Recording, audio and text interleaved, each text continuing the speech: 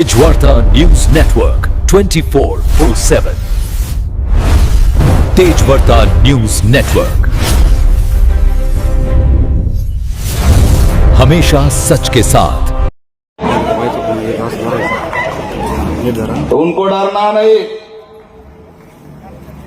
तो जोर से ताली बजाओ और जोर से नारा दे दो। दोस्तों, ये टिपू सुलतान जी की जयंती है, पण दुर्दैव या देशाचं की 10 वर्षापूर्वी या देशामध्ये जे वातावरण नव्हतं ते वातावरण या ठिकाणी सुरू झालंय। माणुसकी हाच असणारा धर्म या देशाचा होता, मानवता हीच आमची ओळख होती। पण गेल्या या 10 वर्षामध्ये असं काय झालं की सगळं काही नफरतचं माहोल या ठिकाणी निर्माण झालं। माणसं माणसाकडे बघत असताना त्याचा रंग कोणता, त्याचा धर्म कोणता, त्याची जात कोणती अशा पद्धतीने बघायला लागलाय।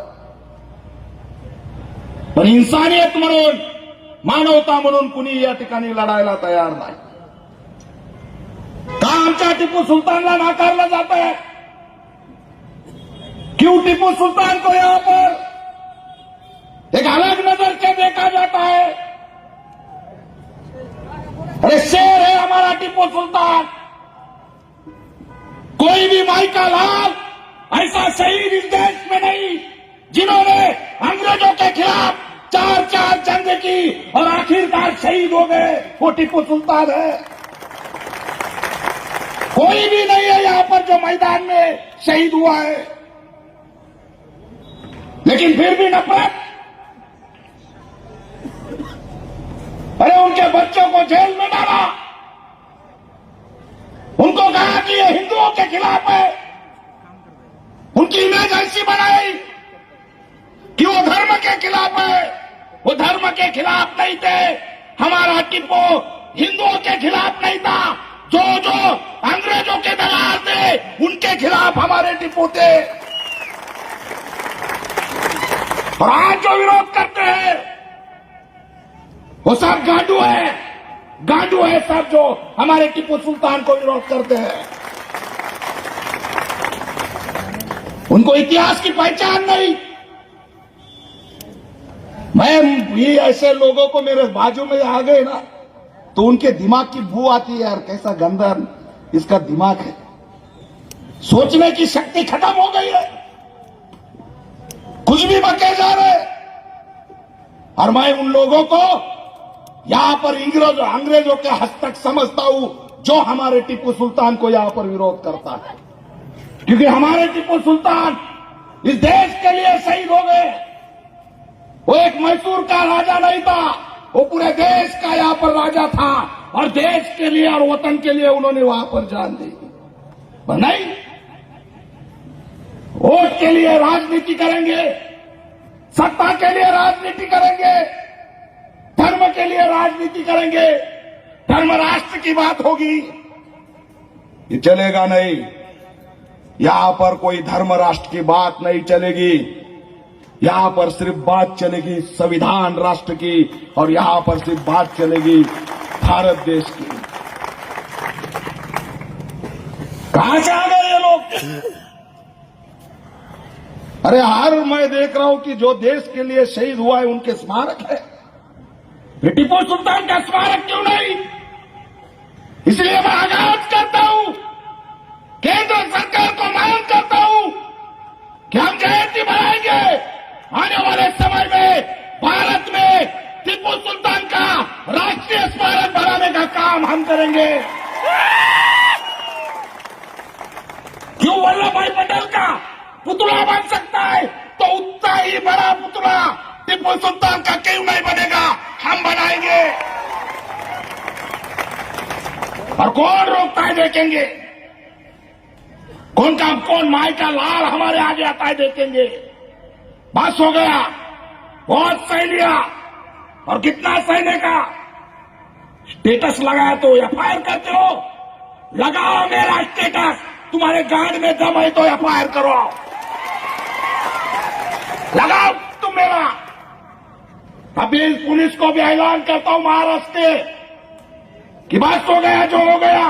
ये बाबा साहब का बच्चा खड़ा है, अगर मुस्लिमों को टारगेट किया तो याद रखो नहीं छोड़ेंगे हम किसी को।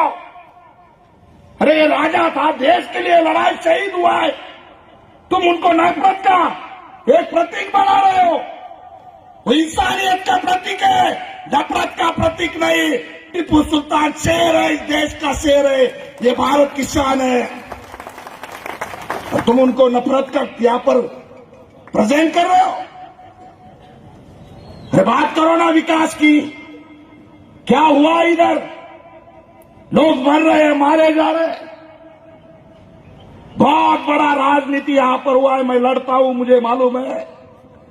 और हमारा आवाज ना संसद में है, ना हमारा आवाज यहां पर विधान भवन में है।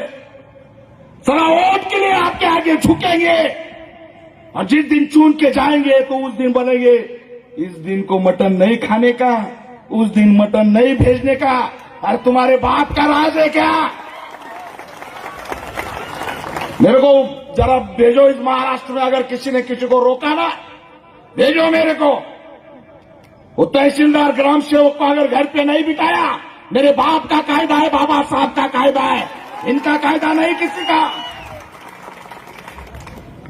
नौटंकी करोगे वोट के लिए तो बहुत चुनते हो, वोट के लिए तो कुछ भी करते हो, और जिस दिन वोट मिल गया भूल गए। अरे भूलो मत, हम नहीं भूलते। तुम भी याद रखो, जो तुम्हारे हक के लिए लड़ेगा, जो तुम्हारे स्वाभिमान के लिए लड़ेगा, जो तुम्हारे लिए लड़ेगा, उसे ही वोट करो, बाकी किसी को वोट मत करो। ये भी ऐलान मैं आज यहां से करता हूं। बस हो गया। तुम वोट लेते हो तब तुम्हारा धर्म आगे नहीं आता, वोट लिया कि धर्म आ जाता है। अब बोलो ना, कहाँ हो छोटा बच्चा? क्या उसका नाम लेना भी मेरे को गलत लगता है। नित्या ऐसे छोटे छोटे बच्चे बोलेंगे मराठीमध्ये बारकं पोरगं, दीड फुट्या. अरे असला डाईस आणला तर दिसायचं बी नाही तर एवढा डाईस आणल्या. हळूच मागून कॅमेरा लावला तर पाटा उभा राहून बोलत आहे वर, आणि चॅलेंज आम्हाला. अरे अमरावतीत बोलायला गेला, आवाजच गेला.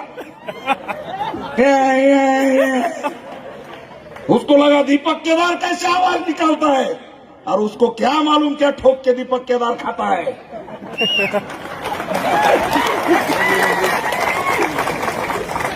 क्या समझेगा उसको नल्ली शर्मा.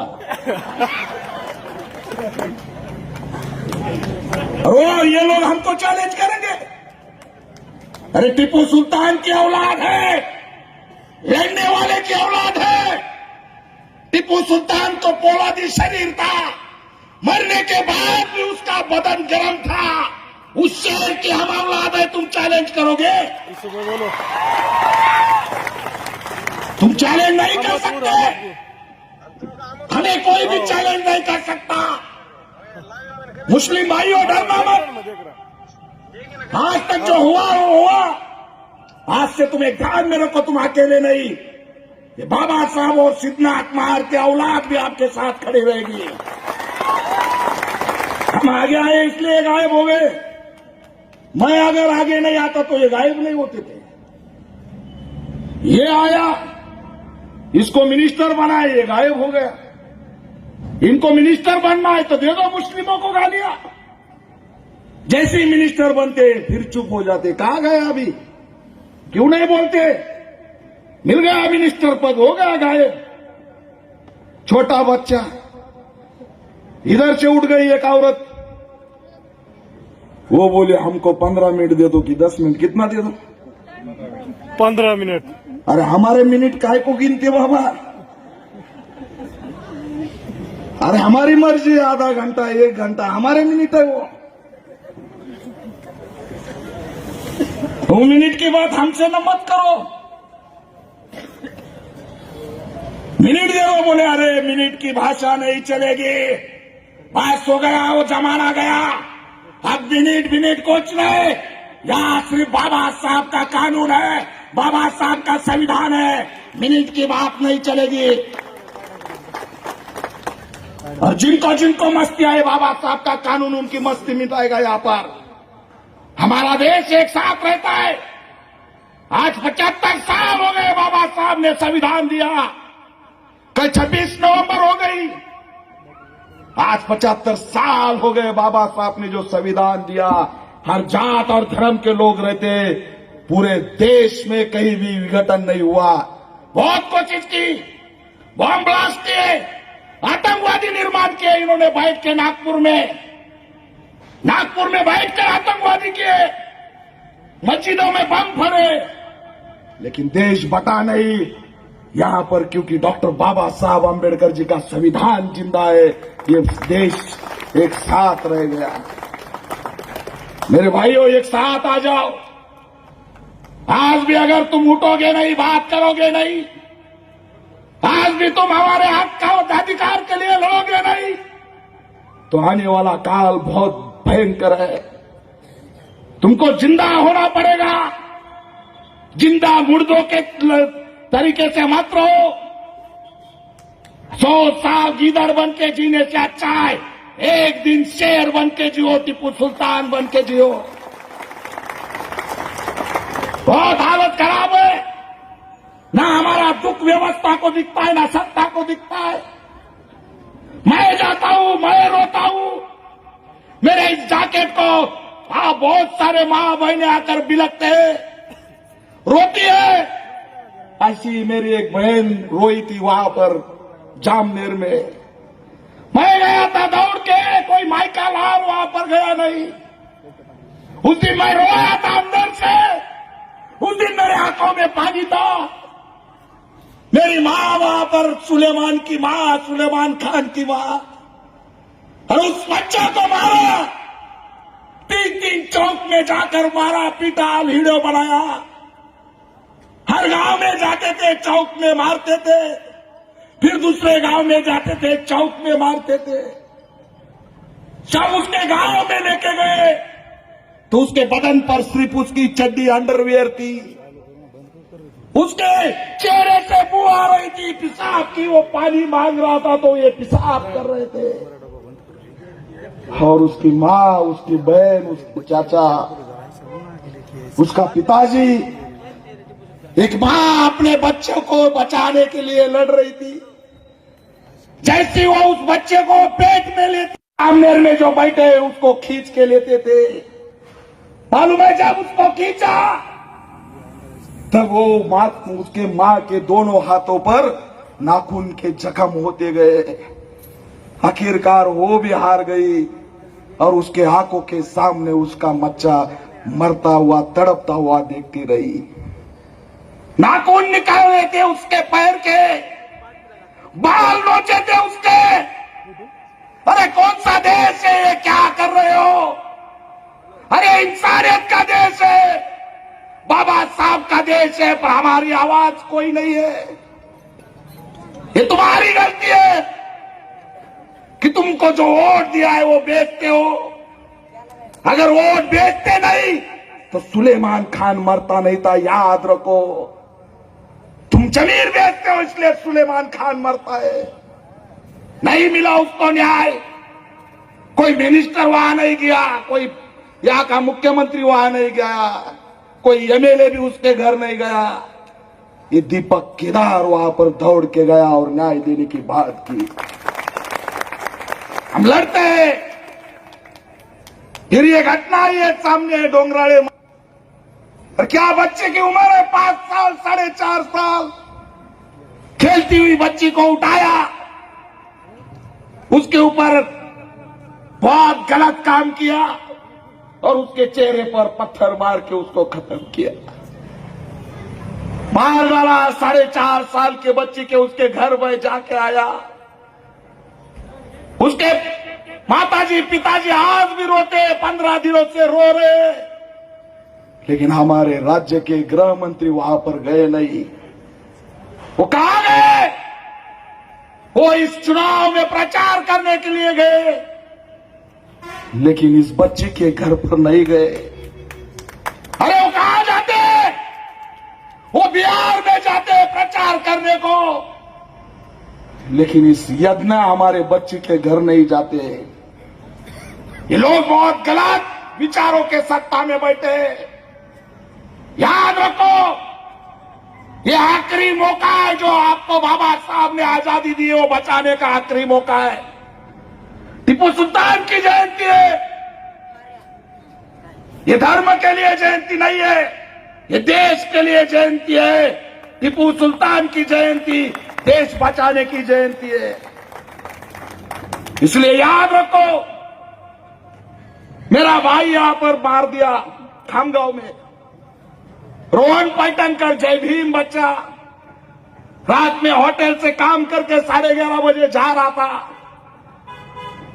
उसको 10-8 लोगों ने उठाया। अरे बोले तू गाय चोर है। अरे वो बोला मैं जय भीम वाला हूं, मैं नहीं गाय चोर। उसको बिठा के मैदान में लेके गए 12 बजे, वीडियो बनाया, उसकी एक आंख मार मार के खत्म कर दी, सिर में पत्थर डाले, एक हाथ उसका वहां पर तोड़ दिया, उसका वीडियो बनाया, वायरल किया। वो बोलता रहा, सर मैं नहीं गाय चोर, मैं बाबा साहब का बच्चा हूं, मुझे मत मारो, मेरी मां राह देख रही है, मैं होटल से काम करके आया हूं, मेरे को पिताजी नहीं, मेरी मां राह देख रही, मत मारो।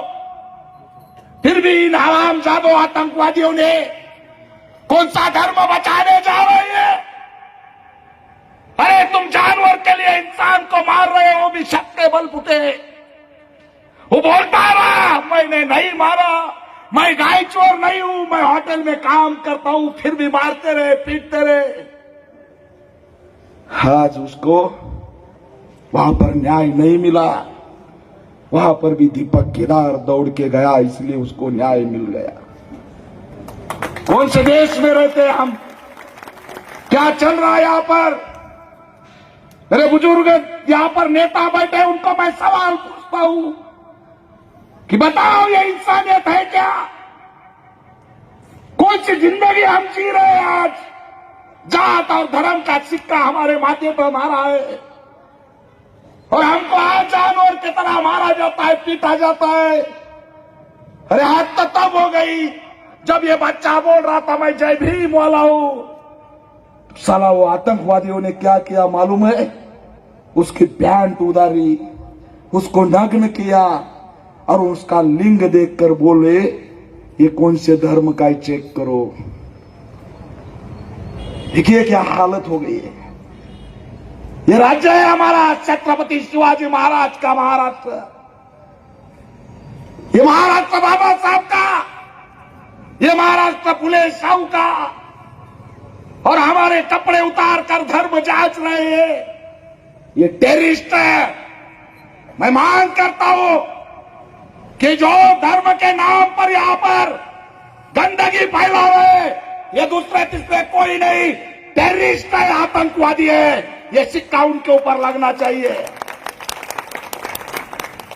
हमने कभी जात नहीं देखी, कभी धर्म नहीं देखा। ये दीपक केदार हर जात के लिए, धर्म के लिए लड़ता आया। हमारा मराठा समाज का संतोष देशमुख मारा, बहुत डेंजर तरीके से मारा। कल उसको एक साल, एक प्रथम पुण्य वर्षीय, मैं वहां जा रहा हूं कल 29 तारीख। कहां है न्याय, कहां है फास्ट ट्रैक कोर्ट? गृह मंत्री देवेंद्र फडणवीस, आरोपी को फांसी कब मिलेगी? अरे उसके बच्चे आज भी डर डर कर जी रहे। उसके बच्चों का मुझे जब फोन आता है तो बोलते भाई न्याय मिलेगा क्या? एक सरपंच आदमी, मराठा समाज का आदमी, उसकी गलती क्या है? उसने बौद्ध समाज के लोगों को सिक्योरिटी बोलकर काम दिया था और उस सिक्योरिटी को मारा, इसलिए ये बीच में गया और इसको मार डाला। क्या चल रहा है महाराष्ट्र में? ये आजादी है हमारी। हम सवाल पूछते हैं 70 साल बाद भी हमारा जीना गुलामी जैसा क्यों है? इसलिए मेरे भाइयों, टीपू सुल्तान की जयंती करना बहुत जरूरी है।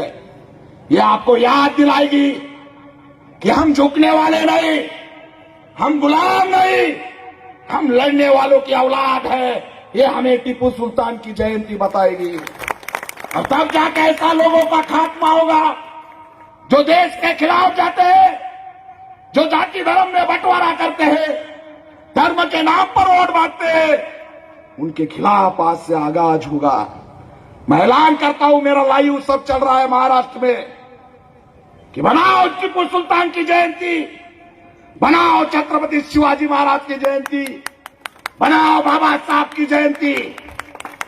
और ये कौन है ना विरोध करते? 4 लोग मेरे को मालूम है, मैं अच्छी तरह से पहचानता हूं, सब पहचानता हूं, सब जानता हूं। ये कुछ भी नहीं है। कितने लोग हैं? 4 भी नहीं, उसमें एक बारीक है तो 3.5 इंच हो गए। पूरे 4 भी नहीं है। तो डरना चाहिए क्या इनको? अभी नया ही भूत लाया है। बाबा साहब ने बोले संविधान ही नहीं लिखा। वो ग्वालियर का कोई तो बे अनिल मिश्रा पान खाता है, कुत्ते जैसा मुंह उसका, चुच माझी लांब तोंड त्याचं, त्याला बघून वाटतं त्याला मिठू सुद्धा बोलायला लागले तर आमच्या विरोधात। वो वहां बैठा है ग्वालियर में और बोल रहा है बाबा साहब ने संविधान नहीं लिखा। ग्वालियर में तुम्हारा गढ़ है, सत्ता है, पुलिस है। तुम जरा ग्वालियर से बाहर आओ बॉर्डर पे। तुमको नहीं ठोका तो नाम का पैंथर नहीं, नाम का भीम सैनिक नहीं। वहां क्या पुलिस के गराडे में बैठकर बात करते हैं लोग। इनको सरकार सिक्योरिटी देती है, इनके पीछे सरकार खड़ी रहती है। आपको मालूम है कि अगर इनको हराना है तो सिर्फ इनकी सरकार बदल डालो, सिर्फ इनको वोट देना बंद करो, अपने आप ये खत्म हो जाएंगे। इनका वजूद सिर्फ सरकार के वजह से, ये लड़ते नहीं, ये अपने पुलिस भाई को आगे करते हैं, लड़ते नहीं है। तुम देखो, तुम्हारे खिलाफ लड़ते समय जितने भी एफआईआर हो गए, फिरियादी कौन है? फिरियादी कौन है? फिरियादी कौन है? अरे पुलिस वाले तो है रे भाई, पर उसमें नाम क्या है? हम भी बोलते जाने दो, आपने नहीं दिया यार एफआईआर, हमारा आदमी आगे करेंगे एफआईआर देने को। तो इसके लिए क्या करना पड़ेगा? सरकार को हटाना पड़ेगा। जिस दिन सरकार हटाई जाएगी, ये जो सरकार है वो देश के खिलाफ की सरकार है। जिस दिन तुम इस सरकार को हटाएंगे, वो चैलेंज के साथ हम कहते हैं कि सरदार वल्लभ भाई पटेल इतना ही बड़ा टीपू सुल्तान का स्मारक इस देश में बनेगा। याद रखो, सिर्फ सरकार को हिलाओ। और इसलिए जाते जाते मैं ऐलान करता हूं, संगठन बनाओ, संगठित रहो, एक साथ रहो। इस जयंती को तुम एक साथ यहां पर मनाने की कोशिश हर बार करो। मेरे को बार बार मत बुलाओ। मेरे को कुछ किसी ने नाटक किए तो तब बुलाओ। अभी नाटक वाले भी मेरे को मालूम है नाटक पार्टी कौन सी है। साला इनकी नाटक पार्टी बंद करता महाराष्ट्र की, खत्म किया हमने। बहुत सारे लोग यहां पर बंद कर दिए। अभी वो सामने भी नहीं आते, वो सामने भी ज्यादा तो लोग आते नहीं। उनका भी वजूद हम धीरे धीरे उनके विचारों का वजूद खत्म कर रहे हैं।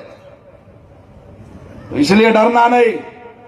जाते जाते इस जयंती के ऊपर एक ही बात कहूंगा कि कभी भी डरना नहीं है। मैं आरएसएस मोहन भागवत को ओपन चैलेंज देता हूं कि आप नफरत मत फैलाओ, कोई धर्म की बात, राष्ट्र की भाषा मत करो। ये संविधान राष्ट्र है मोहन भागवत।